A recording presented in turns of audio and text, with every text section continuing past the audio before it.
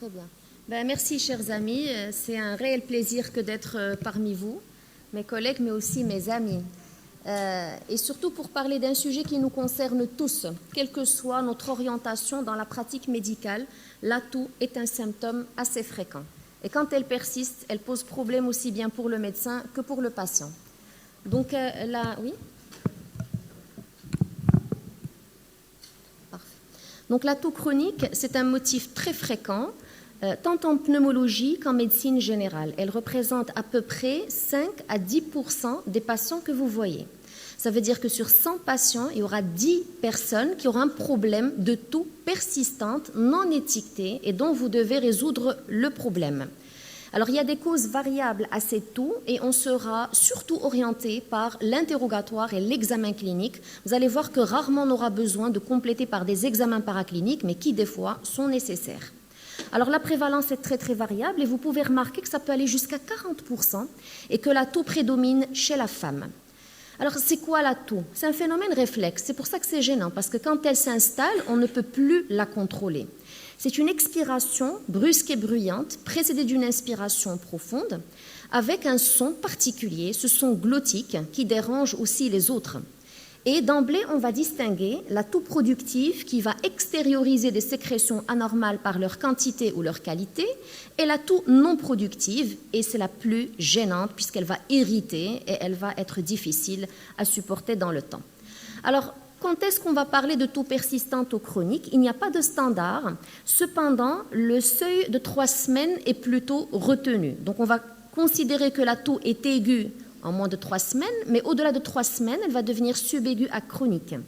Il y a, pour certaines maladies, on dit moins de 15 jours, plus de 15 jours, donc le seuil de 2 semaines. Mais je vous invite à retenir celui qui fait plus unanimité, celui de 3 semaines. La toux est un moyen de défense. Il faut bien sûr la respecter tant que le patient ne se plaint pas. Cependant, quand elle devient invalidante, il va falloir écouter la plainte du patient. Alors, c'est quoi finalement la toux? C'est une réponse réflexe qui va prendre un circuit très particulier et qui va partir d'une irritation de l'épithélium des voies respiratoires, supérieures ou inférieures, mais aussi extra-respiratoires. Ça peut être une irritation du diaphragme, de l'œsophage, du péricarde, du canal auditif. Donc vous voyez que la toux peut avoir une origine extra-respiratoire.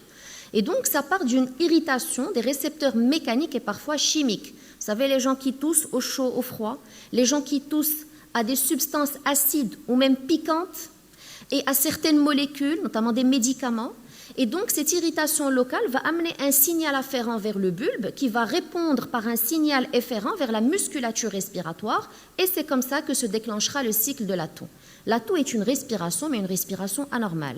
Ça commence par une bonne inspiration profonde et rapide avec une petite apnée très très brève et ensuite le diaphragme va se contracter ainsi que les muscles expiratoires. On ferme la glotte et on se prépare à une expiration rapide et active qui va suivre l'ouverture de la glotte et qui va expulser l'air, tenez-vous bien, à la vitesse du son.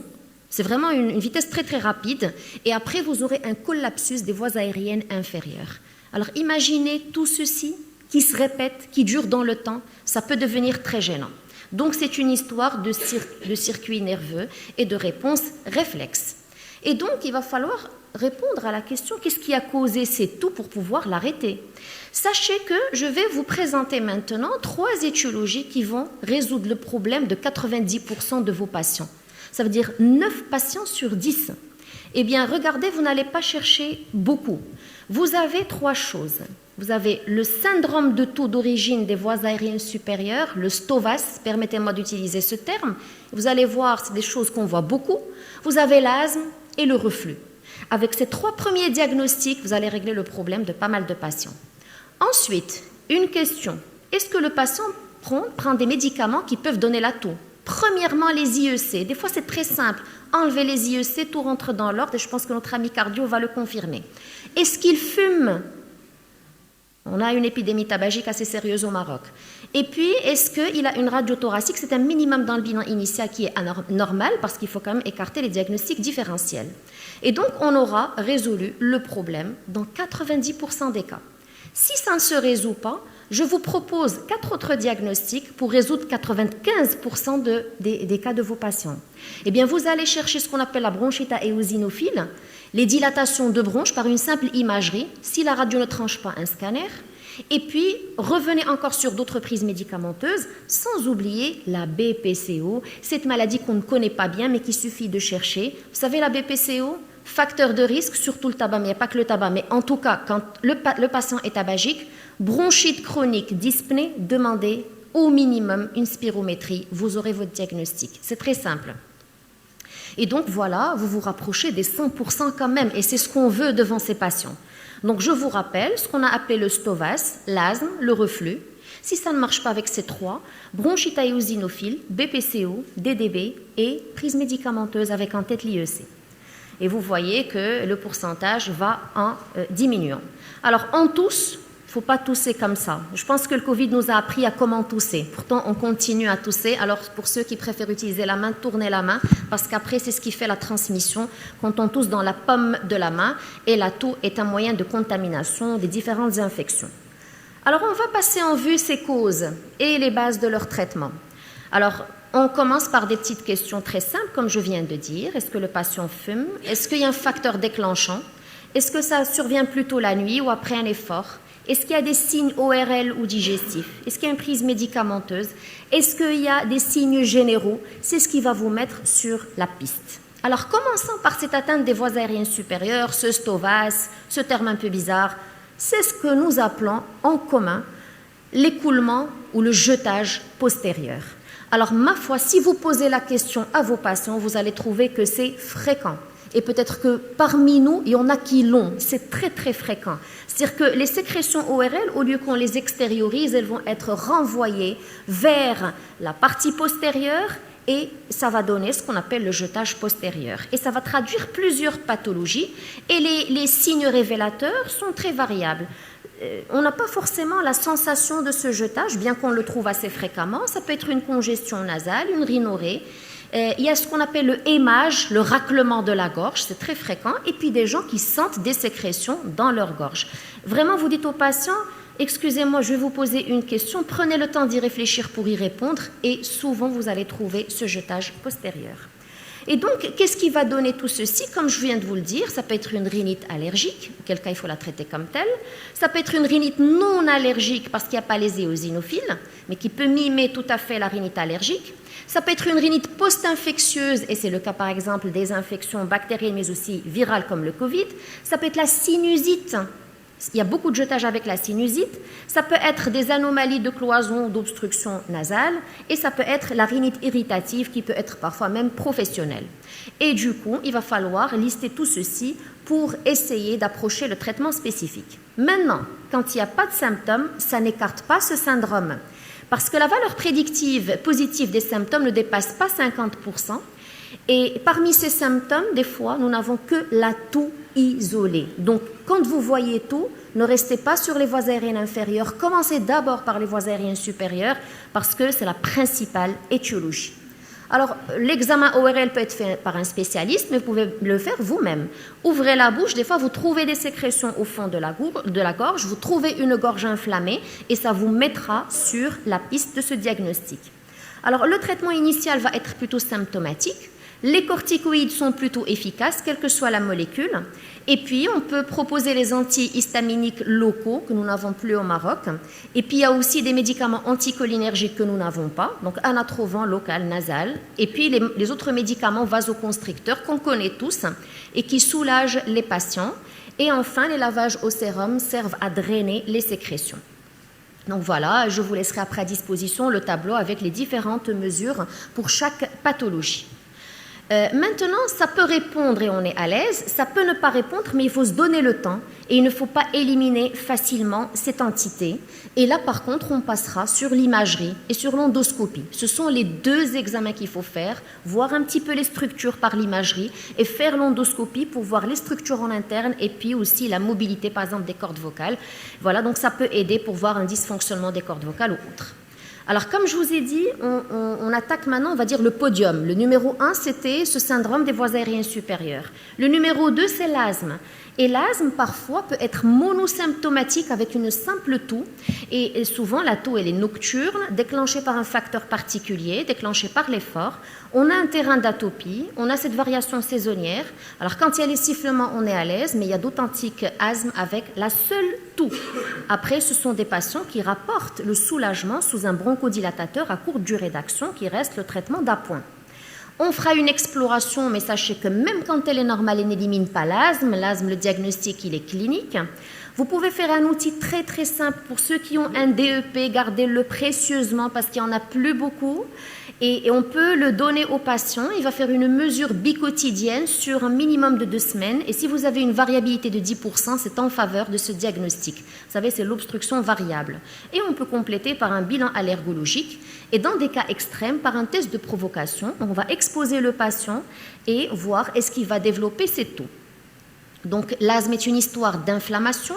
C'est une histoire de dysfonctionnement du système nerveux autonome avec une bronche qui va se fermer, et c'est une fermeture brutale, mais heureusement réversible, avec des toutes petites sécrétions collantes difficiles à extérioriser. C'est ce qui pousse justement le patient à tousser et ça devient invalidant, mais l'obstruction, elle est variable. Donc le traitement, la base, reste quand même la corticothérapie inhalée. Quand la toux est invalidante, on peut associer une petite cure de corticoïdes par voie orale, mais privilégier le traitement local, auquel on peut associer les bronchodilatateurs à courte durée d'action, les antileucotriènes, et puis quand on a une indication à l'immunothérapie, il faut aussi la considérer. Enfin, le traitement repose sur des recommandations qui nous proposent de commencer par des paliers et traiter nos patients. Donc, on est toujours dans le podium, syndrome des voies aériennes supérieures, asthme, reflux. Donc, ce reflux, ce que je peux vous dire, vous connaissez très bien ce que c'est que le reflux, eh bien, il peut être révélé par une toux. Et j'aimerais attirer votre attention qu'il y a des reflux non acides. Donc, le patient ne prend pas vraiment conscience de ce reflux et c'est un diagnostic que je préfère traiter par excès que par défaut. D'ailleurs, il peut être symptomatique et vous allez voir comment on fait le traitement.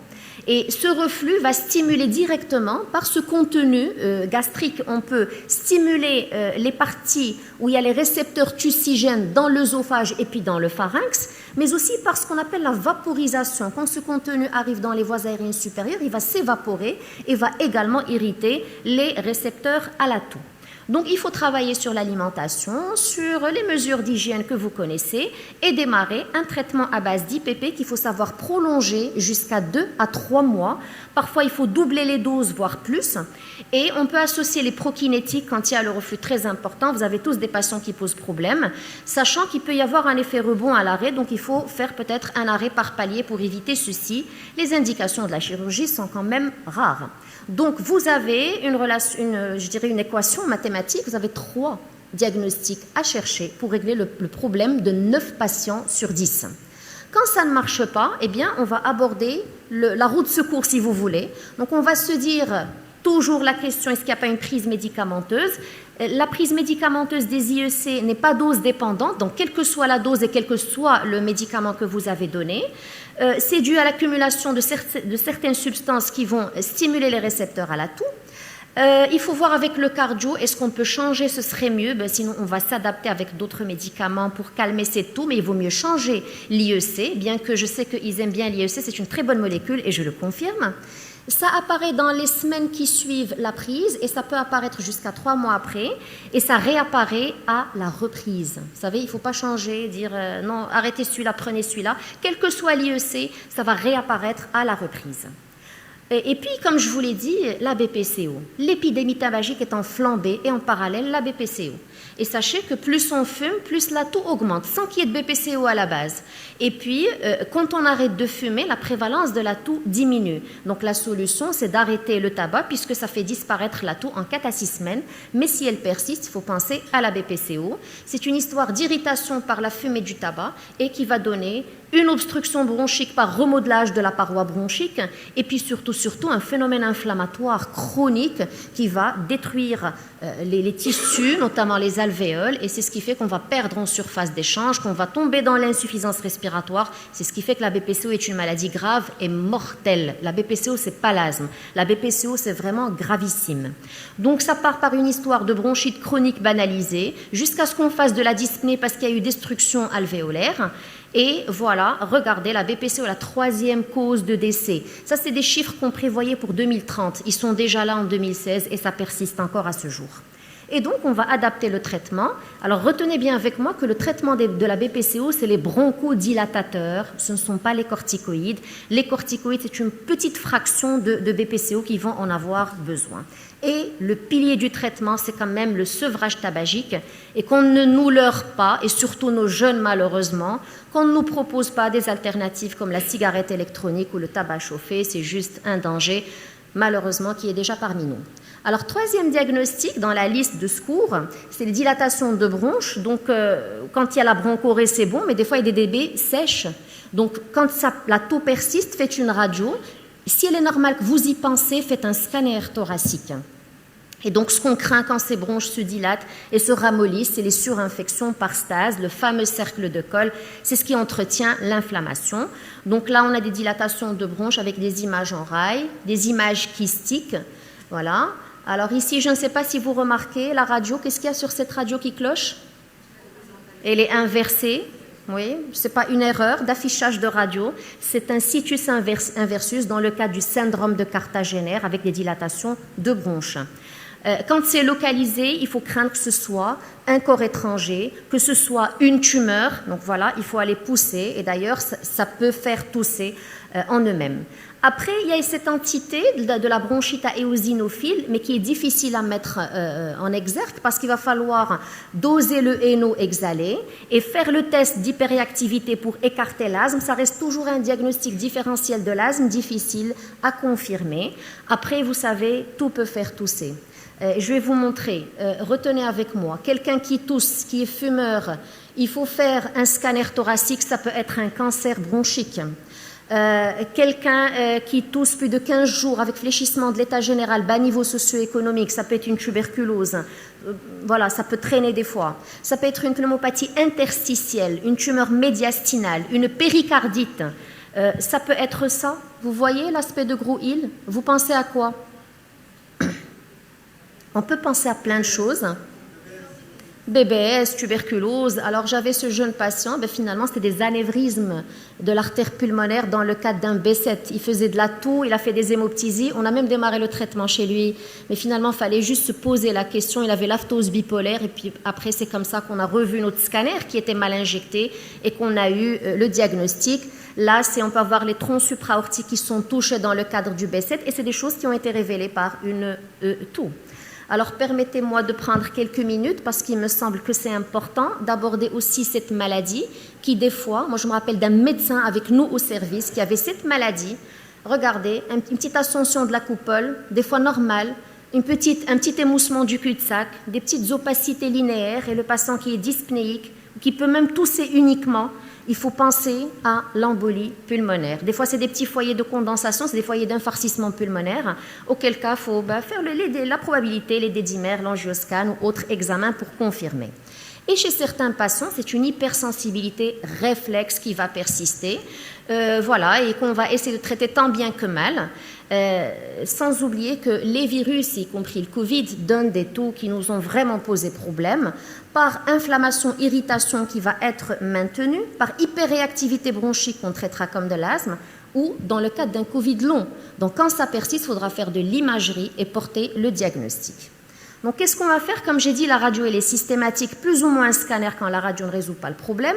Et puis après, il faudra faire de l'endoscopie, des voies aériennes supérieures et inférieures pour chercher un problème. Les examens du reflux, on se basera, je dirais, plutôt plus sur la clinique. Et il faut démarrer un traitement empirique. Alors, quelle prise en charge? Au fait, il n'est pas nécessaire d'établir fortement ou formellement le diagnostic, mais on va commencer par enlever le tabagisme, la prise médicamenteuse et tout facteur déclenchant identifié. Et puis, on va regarder 3 choses. On traite le syndrome des voies aériennes supérieures, on traite comme un asthme, on traite comme un reflux successivement. Et puis, si vous doutez, vous pouvez aussi mettre tout à la fois. Et chaque tentative, il faut se donner quand même quelques mois avant de dire que ça n'a pas marché. Et même une réponse partielle devrait nous pousser à dire qu'on est sur la bonne piste, mais qu'il faudra peut-être essayer autre chose. Faut-il donner des antitussifs? Il me semble que non. Mais des fois, quand le patient est gêné, je pense qu'il faudra quand même en donner parce qu'il faut le soulager, mais à des périodes quand même assez courtes. Alors, je dirais qu'ils se valent, même si les gens maintenant commencent à préférer tout ce qui est naturel. Voilà, les centraux sont quand même les plus efficaces, mais toujours des durées brèves et des posologies faibles. Les fluidifiants, c'est là où je mettrai 3 croix. Il faut vraiment éviter, tant que le patient peut tousser et peut expectorer, et regardez, l'efficacité est égale à l'hydratation. Donc, hydratez vos patients, et quand ils ne peuvent pas, vous pouvez vous aider des fluidifiants, mais attention à ce que le réflexe de la toux soit efficace. Et donc, après, on peut considérer la codéine, la morphine, on nous a dit que c'est des dépresseurs respiratoires centrales, mais il faut juste être dans les bonnes doses. Après, moi, je ne suis pas contre les remèdes de grand-maman. Ça peut toujours aider. J'invite mes patients à m'en parler. Je préfère qu'ils m'en parlent que de leur dire « Ah non, c'est pas possible, ne me parlez pas de ça ». C'est une évidence, on a grandi avec et c'est des choses qui marchent en partie. Bien sûr, il faut travailler sur les mesures d'hygiène et savoir que la toux peut avoir des complications graves. On peut faire des pneumothorax, on peut avoir des fuites urinaires, attention, chez les femmes âgées. On peut avoir des problèmes cardiovasculaires, neurologiques, des syncopes à la toux. Moi, j'avais des patients qui faisaient des syncopes à la toux. Voilà, donc les complications sont là et c'est ce qui fait que c'est compliqué. Sans oublier le retentissement psychosocial. On tousse dans une réunion, on tousse en dormant. Ça nous gêne et ça gêne les autres. Donc, en pratique, qu'est-ce qu'il faut faire? C'est la clinique, d'accord? Une radio. Et après, on verra ce qu'on a besoin de plus. Et on démarre le traitement. C'est bon, je suis à la fin, je vais conclure. Donc, la toux est un symptôme fréquent. Le diagnostic étiologique va amener un traitement spécifique, mais en l'absence, rappelez-vous du podium, les 3 pathologies. N'oubliez pas l'IEC et commencez par une radio standard, c'est le minimum à faire. Et les traitements symptomatiques seront instaurés, comme vous l'avez vu, pour éviter l'impact aussi bien physique que psychique. Et je vous remercie.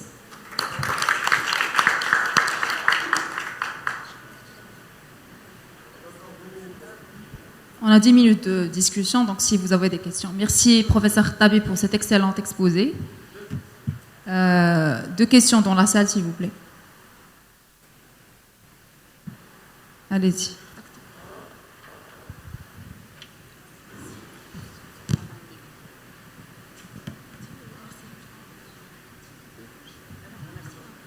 Merci, professeur Tabi, pour votre magnifique présentation.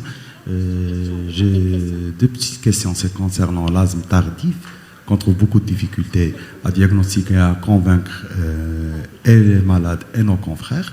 Et la deuxième des choses, c'est la coqueluche du sujet âgé qui est devenu de plus en plus fréquent. Et encore, une petite chose, c'est concernant la toux persistante, c'est aussi chez le sujet âgé, les vascularites, qu'il faut y penser, il faut y chercher, je pense. Tout à fait. Alors, pour la première question, pour l'asthme tardif, ça pose problème. Heureusement que c'est une petite fraction. Et l'asthme tardif, donc, il faut penser à l'origine non allergique particulièrement et faire un bilan. D'ailleurs, on travaille avec nos amis internistes pour trouver une étiologie. Ça peut être une vascularite ou autre. Alors, pour la question sur la coqueluche, effectivement, il y a une petite recrudescence, mais on n'a pas ce qu'il y a en France et dans les pays européens parce qu'eux, ils ont vraiment une reprise épidémique assez sérieuse.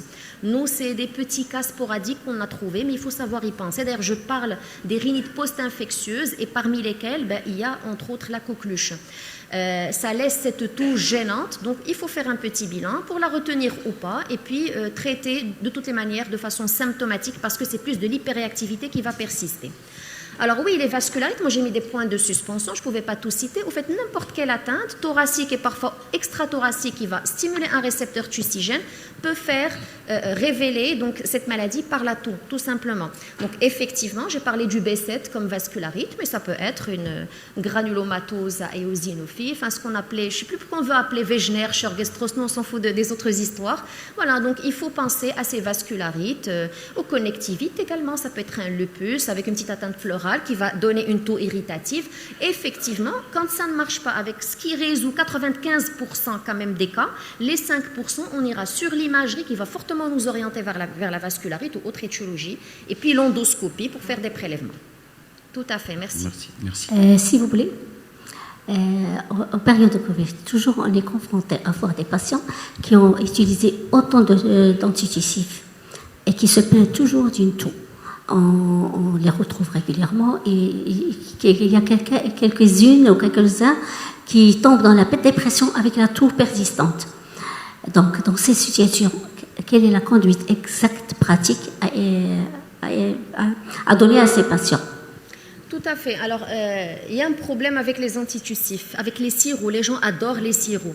Mais nous, il faut quand même qu'on redresse la pente. Il faut qu'ils arrêtent l'antitussif parce qu'à des doses élevées, à des durées prolongées, là, par contre, on craint la dépression respiratoire. Donc, il faut l'arrêter et on refait le traitement comme on l'a dit. Pensez au podium encore une fois. Traiter comme un problème des voies aériennes supérieures. Ensuite, traiter comme un asthme. Alors là, les corticoïdes inhalés sont hyper efficaces parce qu'ils calment localement cette hyperréactivité bronchique et traitent l'inflammation. Et ça peut marcher pour d'autres diagnostics autres que l'asthme que j'ai cité dans le tableau des fameuses atteintes des voies aériennes supérieures. Et puis instaurer un traitement du reflux et ça va marcher en principe. D'accord? Voilà. Après, on va voir imagerie et tout. C'est une maladie particulière, comme a dit notre ami, une vascularite, un cancer, autre chose qu'il va falloir traiter de façon spécifique. Merci beaucoup, professeur. Un petit geste. Une petite question, s'il vous plaît. Merci pour cet excellent exposé. Une petite question, quand est-ce qu'on peut penser à un Covid lent? Et dans ce cas, quand est-ce que peut-on penser à un Covid lent? Est-ce qu'il y a une particularité dans la prise en charge? Merci. Alors, merci pour cette question pertinente et d'actualité. Si le patient a fait un Covid, il faut y penser. Si le patient a fait un tableau de Covid sans qu'il ait été confirmé, il faut savoir aussi y penser. Alors, c'est très simple. Je vous propose la conduite pratique.